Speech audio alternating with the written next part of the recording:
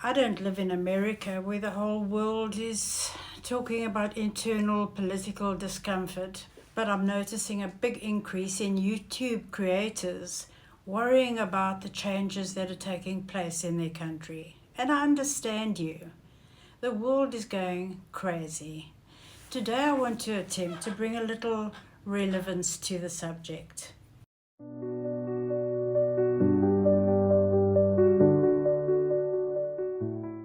Right now we are terrified to see what the next move is. So let's take a broader look for a few minutes and see if there's any sense to be made in this world of ours. Please keep watching this video to the end. It gets more and more relevant as we deep dive into the subject. In America, you're worried with good reason by the decisions being taken by your government. There's an invisible wall down the middle of the country that is so obvious to us, the rest of the world. Anyone who voices their opinion is shot down, sometimes literally in flames.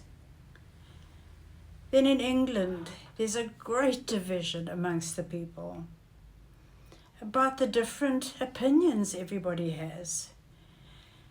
About the immigrants flocking into their country. Anyone with a heart feels sympathy for those fleeing their own countries, looking for safety and a way to earn a living. But is it fair to the citizens who already live there and don't have those privileges themselves? So it's easy to understand their frustration. In South Africa, where I live, we record an average of between 62 and 74 violent murders per day. Yes, you heard me correctly, per day. Our infrastructure is in disrepair due to corruption and greed. Our country is overflowing with refugees from further north in Africa, who are also seeking safety and a way to feed their families. It's not hard to understand why the South African locals are feeling robbed of making a living in their own country. They are resorting to killing the foreigners and burning down their businesses. And I've been privileged to meet quite a few of these foreigners who've come to live here. Wonderful people, just looking to find safety and make a life for their family. They mean no harm to anyone. They seek the same as all of us. And none of what I've already spoken of compares to what's going on in Gaza, Israel, Ukraine, the Sudan, to mention just a few. People dying of hunger, untreated wounds and illnesses.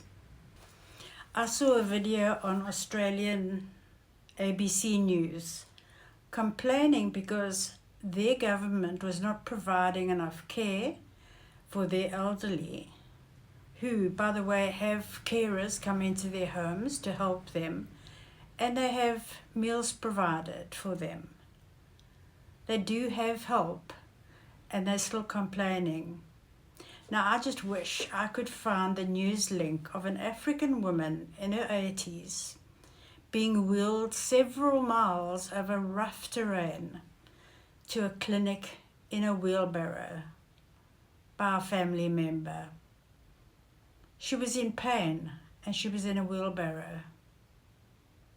And then I hear someone who has everything he or she could wish for, but needs to complain, saying something like, well, they voted for this government, now they must bear the consequences, while they drive in their car to their private doctor, as do our government officials. Everyone thinks they've got it bad, but there's always someone worse off. Is there anything that we can do about any of this? No, not a thing. And I'm not suggesting for a moment that we stick our heads in the sand, not for one moment. If there's some way that we can help, we must. We can all find something, surely, that we can do to help the situation. What I'm suggesting is we adopt a more positive approach to what's happening and to each other.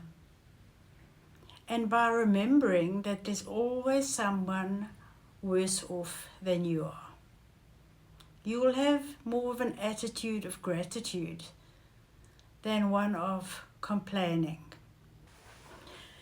My hubby and I sometimes have the opportunity to spend a weekend at a beautiful seaside resort in South Africa, free of charge, given to us by a family member.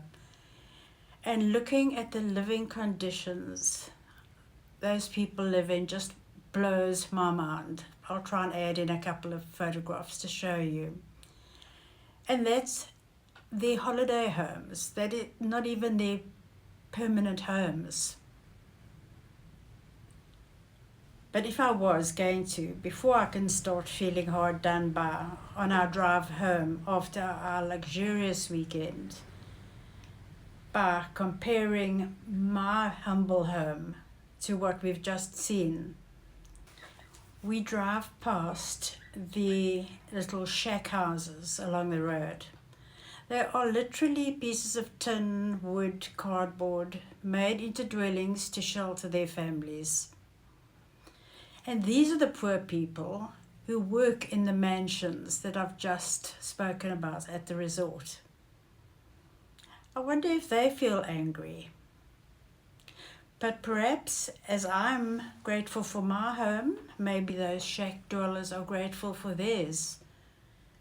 And maybe they feel sorry for the street people who are in torn clothes, broken or no shoes, standing out in the street with a board, begging for money and living under a tree or a bridge at night with whatever they could get to keep warm. But now you can see where I'm going. We can't fix this crazy world of ours. Every conversation has turned into a pity party about our state of affairs or an argument about how things should be done. Yes, our governments have so much to answer for. But how do we change it? Apart from voting for the party we think will do the best job and speaking up against injustice. Let us try to remind ourselves of the declining ladder of poverty and unhappiness compared to our own circumstances, and rather than complain and blame, let us say a prayer and keep those less fortunate than ourselves in our minds and our hearts. This world is not going to be fixed by you or me. So why don't we make some inquiries and see what little things we can do to help in our own area? Instead of moaning, let's start giving thanks for what we have got. I hope this is taken in the spirit of love and compassion for everyone in our broken world that I've brought it to you in. Let's join together and try to be as positive as we can in this world that we're living in that seems to have gone absolutely crazy. And join hands, join positive minds, and join in prayer, because I don't know where else the help is going to come from. Until next time, I send you a big hug.